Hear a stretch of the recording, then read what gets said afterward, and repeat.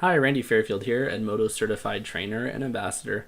And I just thought that given the lack of civility in American politics today, I might make this video to demonstrate how I've used Edmodo in the past to teach my students how to be civil towards one another and have some discourse over what's happening in the world around them, current events. This is a little different than current events as I had it in middle school, where I'd pull some random newspaper clipping out and share it with the class. With what I'm going for here, oftentimes I see on Facebook and the news comments adults lacking that civil discourse in their comments towards one another. And when looking at that, I thought, boy, I really don't want my students to turn out in that way. And so with this assignment, my goal was to have the students practicing acting like adults, because oftentimes the adults in their lives don't model that for them. So first things first I'd like to share with you how I leveraged the Edmodo platform to facilitate the type of learning I was looking for from my students, and then I'll get into the details of the assignment itself. So in order to set this thing up, what I did with my group was, rather than posting this every single week, because this was something that I posted on Mondays for every Monday for a quarter, and rather than cluttering up the main class wall, I would simply set up a small group inside of my main group. And in order to do that, you simply click on your main group and then go to this button that says create a small group. Once I did that and had created the small group, which I called current events, I then went and clicked on the members button and then clicked add members, and from there automatically add all members. So rather than this actually being a small group, it was actually a group, more of a subgroup for the whole class. And I would direct the students and remind them at the end of Monday, whenever we met, that they needed to go look in the small group for the assignment posted there. And of course they'd get the notification as well, and that they needed to complete this by Wednesday or Thursday night, depending on how I posted it. And so the assignment itself, in order to post it, I would simply click on assignment. And then, since I was posting this every Monday, I would simply click load assignment. And what's great with Edmodo is you can load previously used assignments. And so I just type in the word news, hit enter, and pull up one that I'd used in the past.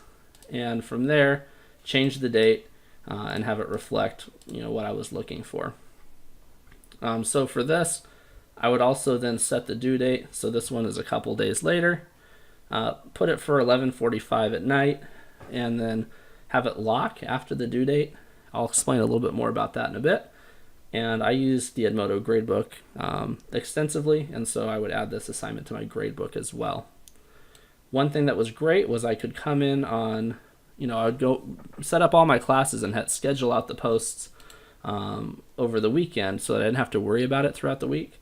And so with Edmodo, I would come down and hit send later and schedule this thing out to post right on Monday at, say, 8:45 a.m. And so say my class ran from 8 to 9 a.m. before, not when the students arrived at class. I didn't want the assignment to post then. I didn't want them working on this while they're supposed to be paying attention to other things. But towards the end of the class period, when I wanted to pull it up and remind them, boom, right at that time, that's when it would post. And I also had the link here to CNN Student News, which is great. I never had to update it, because whenever the students clicked on it, it would show them the most current date. And what's great about CNN Student News is it always saves the archives of their postings. So I had to make sure to be specific with the students about which day I wanted them to watch the news and respond and make comments. There's also a picture here that I'll show you when this posts. And I'll actually just uncheck the scheduled part right here and click send right now. And so you can see this is posted. And right here, I loved with Edmodo the option to add pictures in with my posts. Sometimes Edmodo can seem very text heavy, and so I often like to post pictures to go with my assignments that make it more visibly appealing to the students. And so this here really captures what I was going for with this assignment. So it's, I do not agree with what you have to say, but I will defend to the death your right to say it.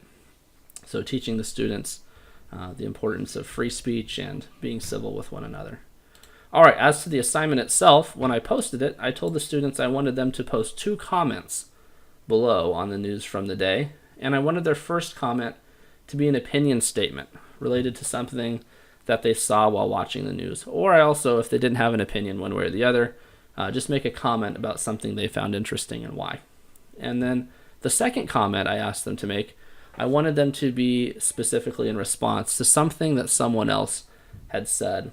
And I told them that each comment needed to be substantial. They didn't get credit for just saying, I really liked this, or I agree. They had to have some substance to their comment, and I would model that to them and show them what substantial comments looked like.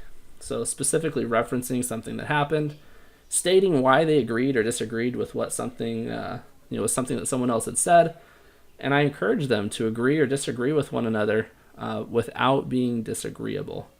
Put a little hashtag civility in there just for the vocab builder and the fun of having a hashtag. No real purpose to it, although you can use hashtags on Edmodo purposefully. And then I also told the students when they had posted their second comment, I wanted them to click turn in and then copy and paste their comments into the assignment comment before they submitted. And that way I didn't have to go through and read through everything to find the students' comments. I could just look at those 2 that they had made while I was grading. What was great was to see the level of substantial discourse that these students had with one another. I wish that when I looked at Facebook and looked at the comments below the news section there, that they were as thoughtful and as civil as the ones that I saw from my middle school students. Well, I hope this helps and gives you some ideas about how you might use Edmodo and its various features to facilitate learning in your class, and specifically promoting civility in your class as well. Have a great day.